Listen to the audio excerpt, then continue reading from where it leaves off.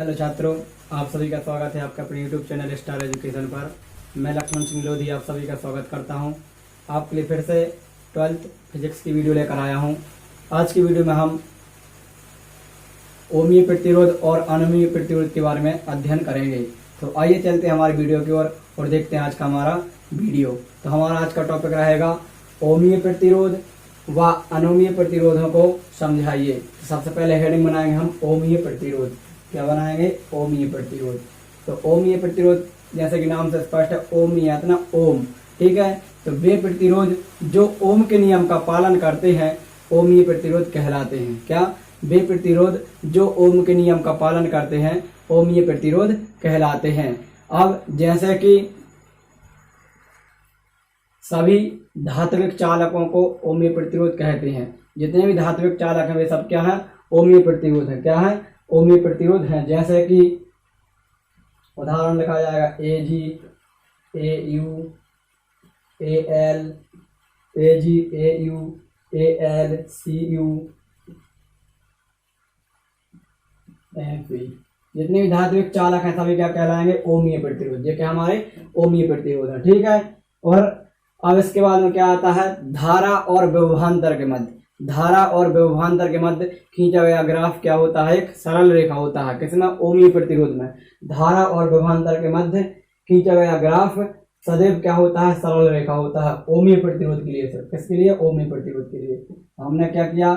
ये धारा बना ली, या यहाँ पर विभवांतर बता सकते हैं। ये हमारा विभवांतर है और इसका हमने क्या बना ली? धारा बना ली। तो धारा और विभवांतर के मध्य खींचा गया ग्राफ क्या होता है? सरल रेखा होता है। क्या होता है? सरल रेखा। किसके लिए? ओमीय प्रतिरोध के लिए। तो इसका ग्राफ क्या हो जाएगा? सीधी सरल रेखा, ठीक है। ये हमारा क्या हो जाएगा? धारा और विभवांतर के मध्य ओमीय प्रतिरोध के लिए। तो यहाँ से ऑब्जेक्ट बन जाता है कि ओमीय प्रतिरोध के लिए धारा और विभवांतर के मध्य खींचा गया ग्राफ कैसा होता है? तो कैसा होता है? सरल रेखा। कैसा होता है? सरल रेखा, ठीक है।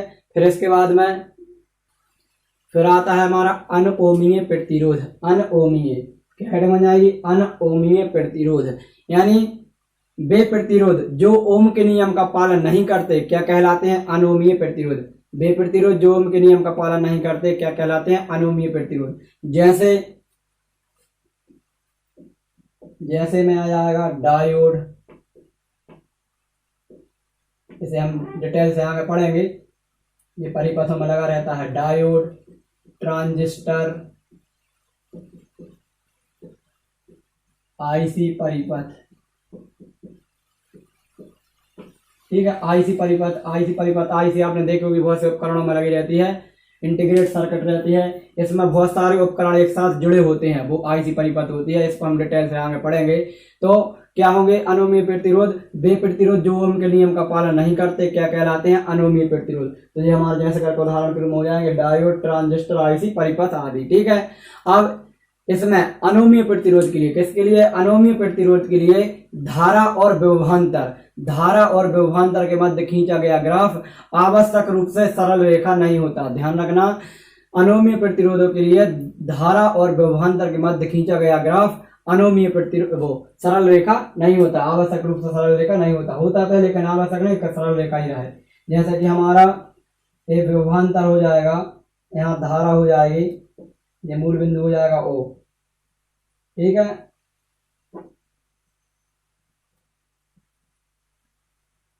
इनके बीच खींचा गया ग्राफ, धारा और विभवांतर में खींचा ग्राफ आवश्यक नहीं कि सरल रेखा हो, कुछ वक्र के आकार का भी हो सकता है, ठीक है।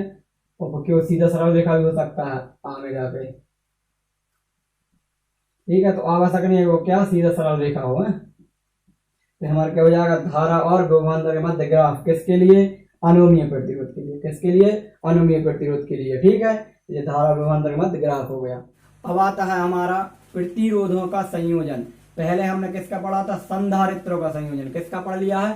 संधारित्रों का। आज की वीडियो में हम पढ़ेंगे प्रतिरोधों का संयोजन। अब इसमें क्या रहेगा? प्रतिरोध जुड़े रहेंगे। पहले हमने पढ़ा था संधारित्रों का, तो उसमें संधारित्र जुड़े थे, ठीक है। तो प्रतिरोधों का संयोजन। अब संयोजन का मतलब क्या होता है? जहां पर बहुत सी वस्तुएं, कुछ भी चीजें जो रहती हैं वो एक साथ जुड़ी होती हैं, वो क्या कहलाता है? संयोजन। तो हम किसका पढ़ रहे हैं? प्रतिरोधों का। तो इसकी परिभाषा क्या बनेगी कि ऐसा संयोजन जिसमें दो या दो से अधिक प्रतिरोध, कितने, दो या दो से अधिक प्रतिरोध श्रेणी क्रम या समांतर क्रम में जुड़े होते हैं, प्रतिरोधों का संयोजन कहलाता है। अब प्रतिरोधों का संयोजन दो प्रकार का होता है, एक नंबर होता है श्रेणी क्रम संयोजन और एक होता है समांतर क्रम संयोजन। तो आज हम पढ़ेंगे श्रेणी क्रम संयोजन के बारे में। तो हेडिंग बन जाएगी प्रतिरोधों का श्रेणी क्रम संयोजन। प्रतिरोधों का श्रेणी क्रम संयोजन, ठीक है। तो इसमें प्रतिरोध कैसे जुड़े रहेंगे, श्रेणी क्रम में। कैसे जुड़े रहेंगे, श्रेणी क्रम में। तो हम क्या करेंगे, कितने भी प्रतिरोध ले सकते हैं, हम 3 प्रतिरोध ले लेंगे। एक प्रतिरोध हो गया, 2 प्रतिरोध हो गए, ठीक है, 3 प्रतिरोध हो गए।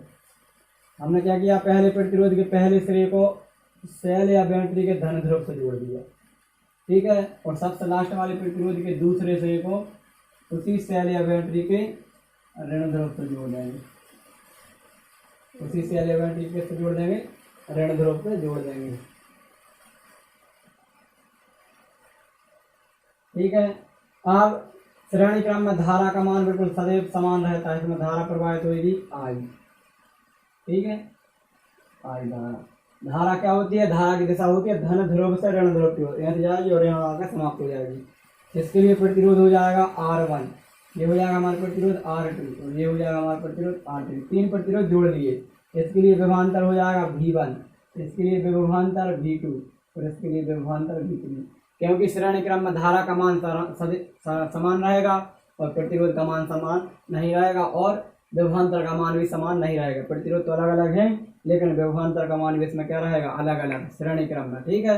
अब इसकी परिभाषा क्या बनेगी कि प्रतिरोधों का ऐसा संयोजन जिसमें पहले प्रतिरोध के, कौन से, पहले प्रतिरोध के पहले सिरे को सेल या बैटरी के धन ध्रुव से जोड़ दिया जाता है तथा उसी प्रतिरोध के दूसरे सिरे को अगले प्रतिरोध के पहले सिरे से जोड़ दिया जाता है तथा सभी प्रतिरोधों को इसी क्रम में जोड़कर सबसे अंतिम प्रतिरोध के दूसरे सिरे को उसी सेल या बैटरी के ऋण ध्रुव से जोड़ दिया जाता है। तब इस प्रकार बने संयोजन को क्या कहते हैं, प्रतिरोधों का श्रेणी क्रम संयोजन कहते हैं।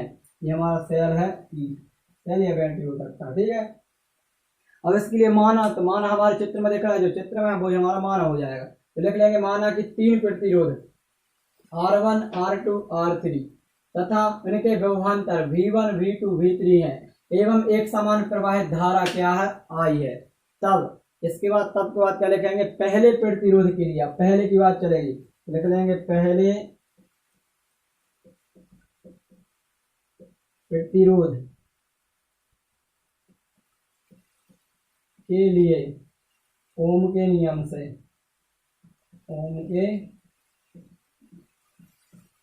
ओम का नियम हमने पढ़ा क्या होता है, V बराबर IR, ठीक है। लेकिन पहला प्रतिरोध है तो पहले प्रतिरोध में R का मान क्या है, 1 है और विभवांतर का मान भी क्या है, 1 है। अब आप ये ध्यान रखना, जब श्रेणी क्रम हल करते हैं तो विभवांतर का मान निकाला जाता है और जब समांतर क्रम हल करेंगे तो I का मान निकाला जाता है, ठीक है। अब इसके बाद लिख लेंगे इसी प्रकार दूसरे प्रतिरोध के लिए, आप पूरा लिख लेना सेम ऐसा कैसा है। दूसरे प्रतिरोध के लिए क्या हो जाएगा, V2 बराबर IR2, ठीक है। फिर किसके लिए हो जाएगा, तीसरे प्रतिरोध के लिए, यहाँ लिख दे रहा है तीसरे प्रतिरोध के लिए, तीसरे प्रतिरोध के लिए ओम के नियम से, ठीक है। तो क्या हो जाएगा तीसरे प्रतिरोध के लिए, V3 बराबर IR3, ठीक है। ये आ गया क्या, अलग अलग के लिए। अब लिखेंगे यदि जो हमारा उपकरण बना हुआ है, जो हमारा पूरा चित्र बना हुआ है, इस पूरे का चित्र का हम क्या माने, यदि कुल प्रतिरोध क्या है, R है। अभी हमने अलग अलग माना, अब पूरे चित्र के एक साथ देखा और उसका प्रतिरोध माने तो क्या लिखेंगे, यदि कुल प्रतिरोध R व कुल धारा I तथा कुल विभवांतर V हो तब ओम के नियम से, ओम के नियम से फिर लिखेंगे कुल के लिए, तो लिख लेंगे ओम के नियम से, तो ओम के नियम से क्या हो जाएगा, V बराबर आई आर। अब इसमें 1 2 3 नाम नहीं देंगे, क्यों नहीं देंगे, क्योंकि कुल के लिए है, ठीक है। अब हमने क्या निकाला, अलग अलग विभवांतर निकाल लिए, तब यहाँ लिख लेंगे कुल विभवांतर, कुल विभवांतर, ठीक है। कुल विभवांतर क्या हो जाएगा, V बराबर V1 plus V2 plus V3 plus dash dash dash, समीकरण नंबर 1 हो जाएगा। कितने भी जुड़े हो सकते हैं, 3 या 4 या 2 या 5, ठीक है। अब लिखेंगे समीकरण 1 में V, V1 V2 तथा V3 का मान, हम क्या करेंगे, सबका मान रख देंगे। तो क्या हो जाएगा, V का मान है आई आर, V1 का मान है आई आर 1, V2 का मान है आई आर 2 और V3 का मान है आई आर 3, ठीक है। तो क्या हो जाएगा, आई बराबर आई V बराबर आई आर बराबर, सॉरी आई आर बराबर, इसमें से आई कॉमन आ जाएगा, क्या बचेगा, R1 R2 R3, आई से आई कैंसिल, R बराबर R1 R2 R3, ये हमारा आ गया श्रेणी क्रम संयोजन के लिए प्रतिरोधों का फॉर्मूला, ठीक है। अब यहाँ से बहुत से न्यूमेरिकल बनेंगे, वो हम नेक्स्ट वीडियो में देखेंगे। अब इसका अर्थात क्या लिखाएगा, तो अर्थात लिखेंगे, अर्थात श्रेणी क्रम संयोजन में कुल प्रतिरोध अलग अलग प्रतिरोधों के योगफल के बराबर होता है। जो हमारा कुल प्रतिरोध है वो अलग अलग प्रतिरोधों के योगफल के कैसा होता है, बराबर होता है, ठीक है। तो आज की वीडियो में इतना ही, इसके बाद हम मिलेंगे नेक्स्ट वीडियो में, तब तक के लिए जय हिंद जय भारत। और वीडियो को स्किप ना करें, और इससे पहले वाली वीडियो यदि आपने नहीं देखी है तो ऊपर आपको आई बटन दिख रही है, उस पर क्लिक करें, इससे पहले वाली वीडियो आपको मिल जाएगी। जय हिंद जय भारत।